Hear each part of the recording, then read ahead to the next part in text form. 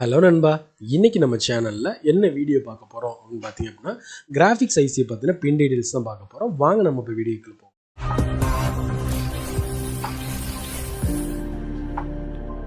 ஆக்சுவலாக நம்ம சேனலில் இப்போ சமீப காலமாக பார்த்தீங்க அப்படின்னா ஒரு ஐசி பற்றின பின் டீடைல்ஸ் வந்து நம்ம போட்டுக்கிட்டு இருக்கோம், ஒரு சிப் லெவல் சர்வீஸ் பண்ணுறது. ஸோ இதில் இன்னொரு நிறைய பேர் கேட்டது வந்து பார்த்தீங்கன்னா கிராஃபிக்ஸ் பற்றின விஷயத்த சொல்லுங்கள், அதோட பின் டீடைல்ஸ் பற்றி பேசுங்க. இன்னொரு கேள்வி என்னென்னா அதில் ஏன் இந்த பாசிட்டிவ் வோல்டேஜ் நெகட்டிவ் வோல்டேஜ் கொடுக்குறாங்க, அதனால் என்ன நடக்குது இங்கே, அது எப்போ வருது, அப்போ கிராஃபிக்ஸ் சம்மந்தமாக என்ன பிரச்சனைகள் வருது அப்படின்றப்ப தான் கேட்டிருந்தாங்க கேள்வியாக. ஸோ அதுக்கான வீடியோ தான் இது. ஸோ வீடியோ கவனமாக பாருங்கள், ஸ்கிப் பண்ணாமல் பார்த்தீங்கன்னா மட்டும்தான் வீடியோ உங்களுக்கு புரியும்.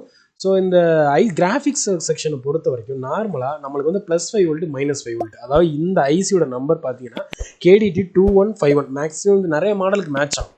ஸோ அப்படி இருக்கும்போது ஒரு கிராஃபிக்ஸ் செக்ஷன்னா எதுக்காக பாசிட்டிவ் வோல்ட் நெகட்டிவ் வோல்ட் வருதுன்றது மேஜராக தெரிஞ்சுக்கணும். சார் இன்புட் வருது சார், அது வந்து நம்மளுக்கு டபுள் அவுட்புட் வோல்டேஜாக +5 வோல்ட் -5 வோல்ட் கொடுக்குறாங்க, அதனால கிராஃபிக்ஸ் ஒர்க் ஆகுது, அதுக்கு பதில் கிடையாது. ஸோ அதை தான் இந்த வீடியோவில் பார்க்க போகிறோம். ஸோ ஆக்சுவலாக இந்த ஐசி நம்மளுக்கு ஒர்க் ஆகணும் அப்படின்னா எனக்கு ஒரு விபிஹெச் பவராக, அதாவது ஃபோன் வோல்டேஜ் பவர் எனக்கு வந்து பார்த்திங்க அப்படின்னா 2.7 வோல்ட்லேருந்து 5.5 வோல்ட் வரைக்கும் எனக்கு என்ன ஆகணும், இந்த ஐசிக்கு இன்புட் வோல்டேஜாக வரணும். அதே தான் இந்த சுவிட்ச் பின்னுக்கு வரும். ஸோ இது வந்தாலும் நம்மளுக்கு இந்த ஐசி எனேபிள் ஆகணும், வேலை செய்யணும் அப்படின்னா எனக்கு இந்த பாசிட்டிவ் மற்றும் நெகட்டிவ் சிக்னல் ஆனது வரும். எனேபிள் பாசிட்டிவ் எனேபிள் நெகட்டிவ்னு கூட சொல்லலாம். இந்த சிக்னல் நம்மளுக்கு சிபியூலேருந்து வந்தால் மட்டும்தான் எனக்கு இந்த அவுட்புட் பாசிட்டிவும் நெகட்டிவும் எனக்கு வேலை நடக்கும். அதாவது எனக்கு இந்த அவுட்புட் பாசிட்டிவில் 5 வோல்ட்டும் அவுட்புட் நெகட்டிவில் -5 வோல்டேஜ் ஆனதும் எனக்கு அவுட்புட் ஆகும். அதாவது எனக்கு இன்புட்டாக மேஜர் இதுதான் ஃபஸ்ட்டு நம்ம தெரிஞ்சிக்க வேண்டிய விஷயம்.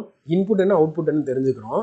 அது வந்து பார்த்தீங்கன்னா 5.5 வோல்ட் வரைக்கும் நமக்கு, அதாவது விபிஹெச் பவர்ன்றது காமனாக நமக்கு 3.7 வோல்ட் 4.2 வோல்ட் தானே, கரெக்டு தான். அந்த பேட்டரியோட வோல்டேஜாக வரணும். நான் ஐசியோட டேட்டா ஷீட் படிக்கும்போது சொல்கிறது 2.7 5.5 வோல்ட் வரைக்கும் சொல்லியிருக்காங்க. ஆனால் ஃபோன் வோல்டேஜ் வந்து 4.2 வரைக்கும் மட்டும்தான்.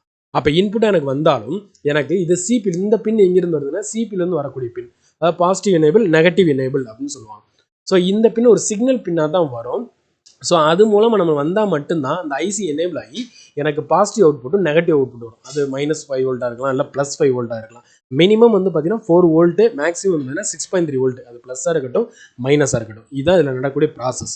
ஸோ இது போக இந்த 2 பின்னு வந்து STLSL, இது காமனாக தெரியும், நம்மளோட I2C ப்ரோட்டோகால் பின்ஸு நம்மளோட சிபிலேருந்து வரக்கூடியது.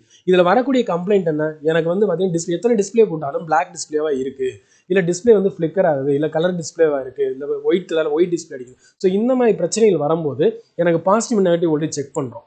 ஸோ செக் பண்ணால் எனக்கு வரலை அப்படின்னா ஒன்று ஐசி ரீப்ளேஸ் பண்ணுறோம், இல்லை அப்படின்னா சிபியூவில் ரீபால் பண்ணுறோம்.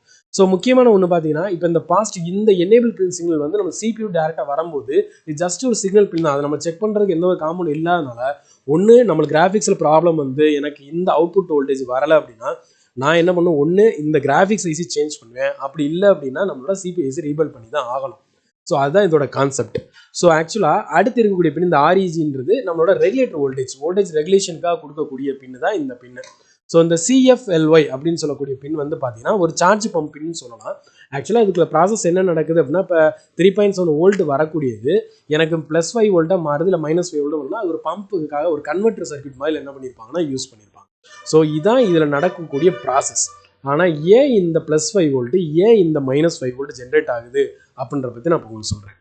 ஆக்சுவலாக இதுக்கு முன்னாடி நம்மளோட கிராஃபிக்ஸ் இதோட பின் டீடைல்ஸை பார்த்துருந்தோம். ஸோ இப்போ ஒரு TFT LCD டிஸ்பிளே, ஆக்சுவலாக இந்த ஐசி வந்து பார்த்தீங்கன்னா ஒரு LCD டிஸ்பிளேக்கான ஐசி. ஸோ அப்போ இந்த TFT LCD டிஸ்பிளே வந்து பார்த்தீங்க அப்படின்னா நார்மலாக ஒரு லிக்விட் கிறிஸ்டல் மெட்டீரியல்ஸ் எல்லாம் செய்யப்பட்டது. ஸோ ஆக்சுவலாக இந்த பாசிட்டிவ் நெகட்டிவ் வோல்டேஜ் கொடுக்கறதுனால என்ன நடக்குது அப்படின்னா கான்ட்ராஸ்ட் ரேஷியோ வந்து அக்யூரேட்டாக இருக்கும். ஸோ ஆக்சுவலாக இந்த பாசிட்டிவ் நெகட்டிவ் வோல்டேஜ் வரதுனால நம்மளுக்கு என்ன கிடைக்குது அப்படின்னு பார்த்தீங்கன்னா கான்ட்ராஸ்ட் ரேஷியோ வந்து கரெக்டாக இருக்கும், அக்யூரேட்டாக ரே ஸ்கேல் லெவல் வந்து பார்த்தீங்கன்னா கரெக்டாக மெயின்டைன் பண்ண முடியும். ஸோ அப்படியும் டிஸ்பிளேயோட கிளாரிட்டி LCDயில் பார்க்கும்போது அந்த கிளாரிட்டி லெவல் நல்லா இருக்கும். ஸோ அதுக்காக தான் இந்த பாசிட்டிவ் நெகட்டிவ் வோல்டேஜ் கொடுக்குறது. ஸோ அதே மாதிரி இந்த பாசிட்டிவ் நெகட்டிவ் வோல்டேஜ் கொடுக்கும்போது எனக்கு EMI, அதாவது எலக்ட்ரோ மேக்னெட்டிக் இன்டர்ஃபேஸ் வந்து எனக்கு வந்து பார்த்தீங்க அப்படின்னா ஜென்ரேட் ஆகும். ஸோ அப்படி ஆகும்போது எனக்கு வந்து பார்த்தீங்கன்னா பவர் கன்சம்ஷனும் அதிகமாக இருக்காது, கம்மியாயிரும். சரிங்களா? ஸோ அதுக்கப்புறம் பார்த்தீங்கன்னா டிவி டிஸ்பிளேல இருக்கக்கூடிய பிக்சலை வந்து கண்ட்ரோல் பண்ண முடியும். பாசிட்டிவ் வோல்டேஜ் கொடுக்கறதுனால நம்மளால என்ன பண்ண முடியும், கண்ட்ரோல் பண்ண முடியும். ஸோ ஓவரால் பார்த்தீங்க அப்படின்னா என்ன சொல்ல வரோம்னா, ஒரு LCDயில் இருக்கக்கூடிய அந்த லிக்விட் கிறிஸ்டல் மெட்டீரியல் வந்து அதுக்கு DC சப்ளை கொடுக்கறதுனால கான்ஸ்டன்ட்டாக இருக்காது.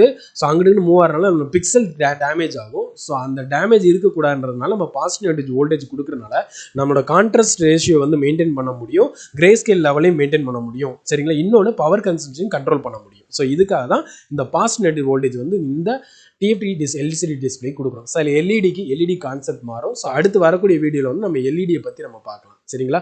ஸோ இதை அடுத்து வரக்கூடிய செஷன்ஸில் கண்டினியூ வாட்ச் பண்ணிங்க அப்படின்னா இன்றைக்கி நம்ம இதோட பின் டீடைல்ஸ் பற்றி பேசியிருக்கோம். அடுத்து சர்க்யூட் வித்து நம்மளோட வோல்டேஜ் செக்கிங்கோட உங்களுக்கு கிளாஸஸ் இருக்கும். சரிங்களா? ஸோ இந்த வீடியோ உங்களுக்கு பிடிச்சிருந்துச்சுன்னா லைக் பண்ணுங்கள், சப்ஸ்கிரைப் பண்ணுங்கள், அப்படியே மறக்காம பெல் பண்ணி சேர்த்து ப்ரெஸ் பண்ணுங்கள். தேங்க்யூ ஃபார் வாட்சிங்.